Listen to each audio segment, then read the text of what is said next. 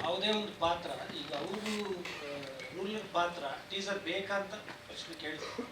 But ನಿರ್ದೇಶಕರಿಗೆ ಅದೊಂದು ಗೊತ್ತಿರುತ್ತೆ. ಇಲ್ಲ ಈ ಎರಡು ಪಾತ್ರ ಈಗ ಫಾರ್ ಎಕ್ಸಾಂಪಲ್ ತುಂಬಾ ಚೆನ್ನಾಗಿ ಹೇಳ್ಬೇಕು ಅಂದ್ರೆ ಈ ಮಾರುತಿ ಸುಜುಕಿ ಅಂತ ಆವಾಗ ನಮ್ಗೆ ಅದ್ರ ಬಗ್ಗೆ ಅಷ್ಟು ಗೊತ್ತಿರಲಿಲ್ಲ. ಮಾರುತಿ ಸುಜುಕಿ ಅನ್ನೋದು ಒಂದು ಕಂಪನಿ ಅಂದ್ರೆ ಆ ಸುಜುಕಿ ಅನ್ನೋದು 51% ಅಂತೆ, ಮಾರುತಿ ಅನ್ನೋದು 49% ಅಂತ. ಸೊ 1% ಅಲ್ಲಿ ಅದೊಂದು ಹೀರೋಯಿಸಮ್ ನನಗೆ ಸಿಕ್ತಿತ್ತು ಎಲ್ಲಾದ್ರೂ. ಇವಾಗ ಇದೇ ರೂಲರ್ ಟೀಸರ್ ನೋಡಿದಾಗ ರಾಜ್ಬಿ ಶೆಟ್ಟಿ ನನ್ಗೆ ತೋರಿಸಿದಾಗ ಅದು ಅವ್ರ ಪಾಯಿಂಟ್ ಆಫ್ ವ್ಯೂನ ನಾನು ಕೆಟ್ಟವನಾಗಿದ್ರು ಅದು ವರ. ಈಗ ಎಲ್ಲಾದ್ರೂ ಪಾಡ್ ಅದು ನಡ್ಕೊಂಡು ಹೋಗ್ತಾ ಇದೆ ಅಂದ್ರೆ ನಿಂದೇನೋ ಹೊಸದ್ ಕಾನೂನು ನನ್ನ ಪಾಯಿಂಟ್ ಆಫ್ ವ್ಯೂ ಅಂತ ಅವ್ರು ಹೇಳೋದು. ಇಲ್ಲ ಅದ್ರ ಮಧ್ಯೆ ನಾನು ಎದ್ದು ನಿಂತ್ಕೋತೀನಿ. ಈಗ ಕಬ್ಬು ಬೆಳೆಗಾರರ ಬಗ್ಗೆ ಅವರು ತುಂಬಾ ಚೆನ್ನಾಗಿ ಕೇಳಿದ್ರು. ಎಲ್ಲರೂ ಹಂಗೆ ನಡ್ಕೊಂಡು ಹೋಗ್ತಾ ಇದ್ದೀರಿ, ಎಷ್ಟೋ ದುಡ್ಡು ಬರ್ತಾ ಇದೆಯಲ್ಲ ಆಗೋದಲ್ಲ, ಯಾಕೆ ಕೊಡಲ್ಲ ನೀವು 100 ರೂಪಾಯಿ ಅನ್ನೋದು ತುಂಬ ಅದನ್ನ ಪ್ರಶ್ನೆ ಮಾಡೋನೊಬ್ಬ ಬೇಕು. ಸೊ ಅದನ್ನ ನಮ್ಮ ಜಡೇಶ್ ಅವರು ಒಂದು ಪಾತ್ರನ ಇದು ಮಾಡಿ ಅದನ್ನ ಎತ್ತುತ್ತಾರೆ. ಅದು ಇವ್ರಿಗಾಗಲ್ಲ, ಎಲ್ಲ ಪಾಡ್ ನಡ್ಕೊಂಡು ಹೋಗ್ತಾರೆ, ನೀನು ಯಾರು ಕೇಳಕ್ಕೆ ಅನ್ನೋದೇ ಪ್ರಶ್ನೆ. ಇದೊಂದು ತಿಕ್ಕಾಟ ಅಂತೂ ನಡೆದೇ ನಡೆಯುತ್ತೆ.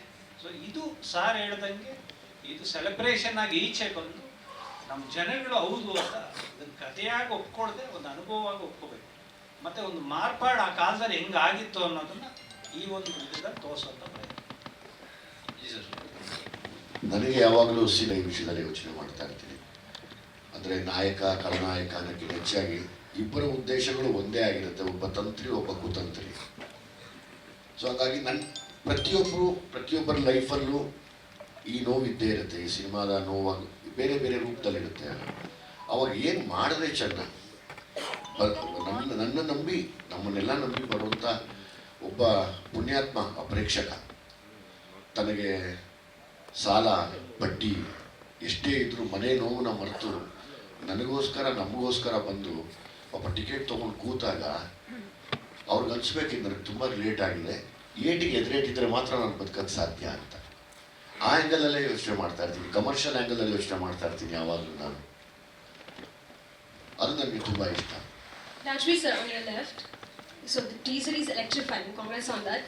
ಈಗ ವಿಜಯ್ ಸರ್ ಕೈಯಲ್ಲಿ ಬೇರೆಯವ್ರನ್ನ ಕೊಲ್ಲುವಂತಹ ಆಯುಧ ಇದೆ, ನಿಮ್ಮ ಕೈಯಲ್ಲಿ ಸುಡುವಂತಹ ಆಯುಧ ಇದೆ. ನಿಮ್ಮನ್ನ ನೀವೇ ಸುಟ್ಕೊಳ್ತೀರಾ, ಬೇರೆಯವ್ರನ್ನ ಸುಡ್ತೀರಾ?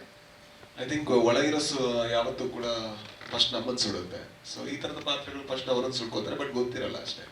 ಸೊ ಎಲ್ಲ ಖಳನಾಯಕರು ಅದೇ ರೀತಿ. ಸೊ ನಾವು ಕೂಡ ಎಲ್ಲೋ ಒಂದು ಕಡೆ ಯಾರೋ ಒಬ್ಬರಿಗೆ ಖಳನಾಯಕರಾಗಿರ್ತೀವಿ, ಬಟ್ ಅವ್ರನ್ನ ಸುಡಬೇಕು ಅನ್ನುವಂತಹ ಒಂದು ಇಂಟೆನ್ಷನಲ್ಲಿ ನಮ್ಮನ್ನು ನಾವು ಸುಡ್ಕೋತಾ ಇದ್ವಿ. ಪಾಸ್ಟಲ್ಲೂ ಮಾಡ್ಕೊಂಡಿದ್ದೀವಿ ನಾವು ನಮಗೆ ಹತ್ರ. ಸೊ ಈ ಪಾತ್ರ ಬೇರೆನೂ ಬೇಡ ವೆಪನ್. ಐ ಥಿಂಕ್ ಹೊರಗಡೆ ಅವ್ರನ್ನ ಕೊಲ್ಲೋದಕ್ಕೆ ಬೇರೆ ಬೇಕು, ನಮ್ಮನ್ನು ನಾವು ಸಾಯಿಸೋದಕ್ಕೆ ಸಿಗರೇಟ್ ಸಾಕಲ್ಲ.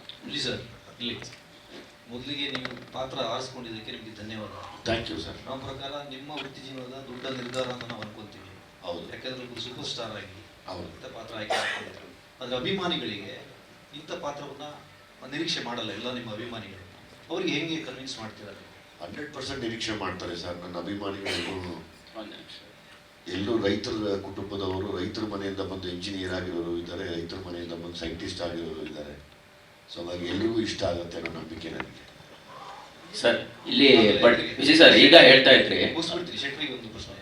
ಅಲ್ಲಿ ನೀವು ಎಕ್ಸ್ಪೀರಿಯನ್ಸ್ ಅನ್ನಲ್ಲ, ಅನುಭವ ಅಂತ. ಯಾವ ಅನುಭವ ನೀವು ಹೇಳ್ತಾ ಇದ್ದೀರಿ?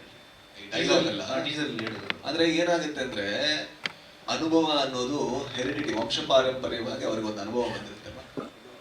ಅಕ್ಷರ ಈಗಲ್ವಾ ನೀನ್ ಮಾತ್ರ ಕಲ್ತ್ಕೊಂಡಿರೋದು ಅಕ್ಷರ ಅವನ ಪ್ರಕಾರ, ಬಟ್ ಅನುಭವ ನನ್ನಲ್ಲ, ನನ್ನ ತಂದೆಗೂ ಅನುಭವ ಇತ್ತು ರೂಲ್ ಮಾಡಿ, ಅವ್ರ ತಂದೆಗೂ ಅನುಭವ ಇತ್ತು ರೂಲ್ ಮಾಡಿ.